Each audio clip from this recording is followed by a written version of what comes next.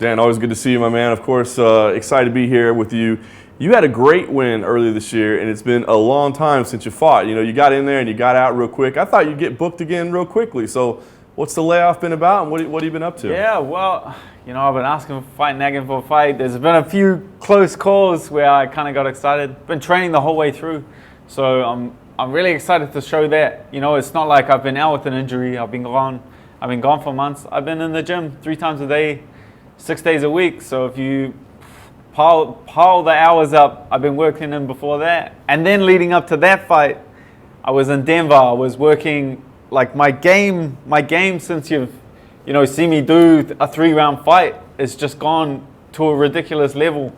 I showed, the way I feel is I showed nothing in that last fight. I got in there, like, caught the choke quick, like, got in, got out. Didn't show anything I've really been working on. So if you go back and watch film of me in some 3-round fights, like, it's gonna be night and day. It's gonna be the polar opposite. Like the level I'm at now, and what I'm capable of, and the developments I've made of my game, and mentally, physically, diet-wise, like, is absolutely ridiculous. Like I'm at a whole new level now. You got married in the meantime too, right? It's been a busy year for you. Oh yeah, so I got the win. 6-8 weeks after that, got married. So to me, it's a good year. Got to cap that off with another win, and then, man, I want to get something in quick. If I can squeeze one in before the end of the year, man, that'll be money. You want to stay busy? Oh, always. Like, I'm always nagging for fights and asking for fights. I'll put my hand up constantly. Like, I pretty much wake up, I check that roll call every morning. I see someone's hurt and I send a message. That's just the way it works. Like, I want to fight. Like, I'm always ready. I'm always walking around weight. Like, I live my life 80% ready 100% of the time. So I'm ready to go. If you give me 3 months like this and you let me get 100% ready, then you're in for a hard night, man. Very nice. You mentioned the fact that you were in Denver a little bit. Obviously, you love to represent your country, New Zealand, but you're out in Thailand, right? Tiger Muay Thai. That's kind of where you're doing the majority of your training. Talk about, you know, why you picked that and what the advantage is of being out there. So this is my 5th trip out to Thailand. My 5th trip to Tiger Muay Thai as a gym. They've given me the freedom to create such a great environment. Like, the coaches that are there, that I've surrounded myself with, is just a bunch of, you know, young, hungry, innovative guys that are just open to change and responsive to change. So if you come at them with an idea, I want to develop this, I want to work this, I think we should be, you know, oh, I like this game is a good game. You know, everyone's very receptive and they're helpful. And it's just the lifestyle on that road is ridiculous. You got to come out and check it out, man. The lifestyle. It is a lifestyle on that road. Everyone lives on the one road. You know, I think there's 5 gyms on the road. There's workout gyms on the road. There's other fight gyms we compete against. There's a ridiculous amount of Muay Thai gyms, but all the restaurants serve fighter menus. You know, there's gear shops, protein shops. Like, it's built for fighters, that road. So I feel at home. You know, I'm a 20-second motorbike ride from the gym every morning. That's why I love it there, because I live this 24/7. So when I'm there and I don't have a fight, it's like I'm in fight camp. What's the level of training like? Because, I mean, you said you expect Muay Thai. I mean, of course, the home of Muay Thai, so that's what you expect. But, I mean, there was a time when I don't think you get the wrestling that you needed to out there, the jiu-jitsu maybe that you wanted to out there. So, I mean, I guess are times changing? If you look back and you look now, the amount of high-level guys that have come through Thailand and planted that seed 20 years ago, it's been growing for a long time. Like, there's strong jiu-jitsu programs running in Thailand. There's strong wrestling programs. You're seeing young Thais coming up now, or it's getting scary, man. There's these kids out there. There's guys transitioning to MMA now. They've had 1 or 2 or 3 MMA fights, but they've had 200, 300 Muay Thai fights. And I see them in the gym, and these guys are diving on legs, going for heel hooks. It's frightening. A guy with 300 fights is diving at legs it's a bad combination.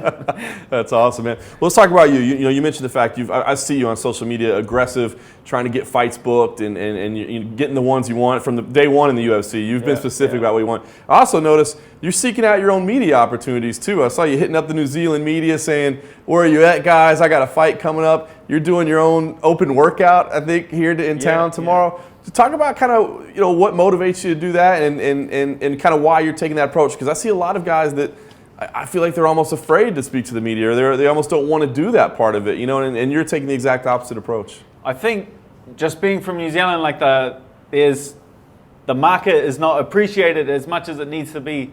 The fans there and the sport in New Zealand is at such a high level, but everyone's very humble about it. They're very quiet about it. Like, I know some of the most talented fighters in the gym back home that they're so humble that they don't get out there and get out on Facebook, get out on social media, like create these opportunities. So if I can kind of light a fire or expose it for these other fighters and just draw attention to New Zealand MMA, draw attention to the whole scene. They class me as a New Zealander here, so the Aussie media is going to pay me no attention. So what do? I stir the pot with the New Zealand media and I get them riled up, get them excited about the fight, because it's leading the way for the whole next generation.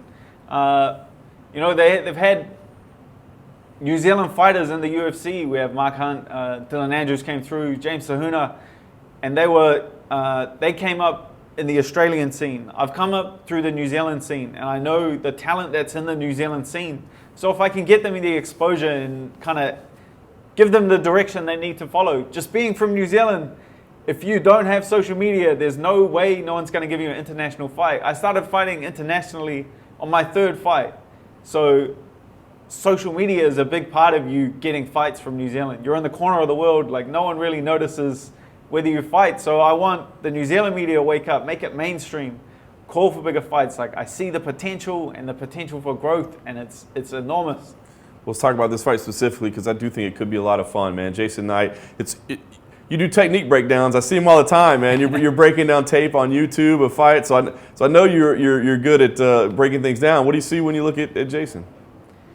Yeah, I've gone back, watched film, studied film with my coaches. We sit down, like I just study film. You just spend time studying film. Like, I watch fights. That's my hobby. I train as a profession, and then as a hobby, I watch fights. I break down fights. I enjoy watching the technique, breaking it down. So I see some things he does poor fundamentally, which at a high level you're not going to get away with. I see some flaws in his game where he has most of his wins via submission, but I don't think he has the wrestling. So he hasn't had the full picture. He has the come forward aggressive striking, then he has the jiu-jitsu with the attacking submissions, but I don't think he has the top pressure, the top game, or the wrestling capability to take me down. So when I say I've got holes, I see holes in his game, it's because I see holes. Like, if you want to talk about the technique, I'll sit here and argue with him about the technique. Like, I've got no shame in that. How do you see this one coming down? I mean, I think on paper, I think this has fight of the night type potential. I mean, it does look like it could be very exciting. People have been saying that. They have been messaging me on Twitter, on Instagram, saying, "Oh man, there's two brawlers. They're gonna stand in front of each other and exchange in the pocket." But you're trying to fight 2012, 2013, Dan Hooker. That was years ago. My game since then has evolved. I think it's going to be, you're going to see that I'm on a different level. You're going to see that I should be fighting guys further up the ranking. I'm going in there to just outclass the guy.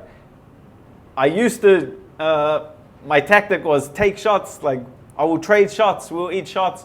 But that is obviously not key for longevity in this sport. This is the sport of hitting and not getting hit. And that's what I'm going out there to show, like a flawless performance, completely outclass your opponent and take him out in an exciting fashion. So it sounds like you feel like you're about ready to turn a corner in your career. Like maybe you're ready to move on from that young prospect tag to contender. Is that kind of the goal for 2017?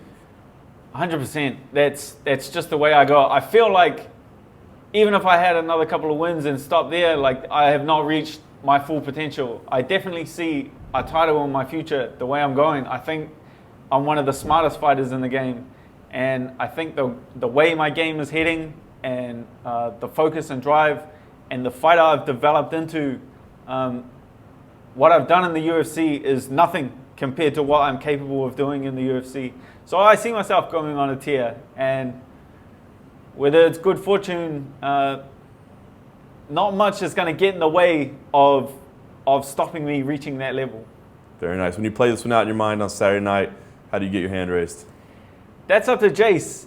If he comes in like that last fight, it's going to be a bad night for him. If he comes in stepping with all those shots and running into some things, I'm going to set him up for shots, and if he wants to run into them, then this might be over quick, or he might be outclassed.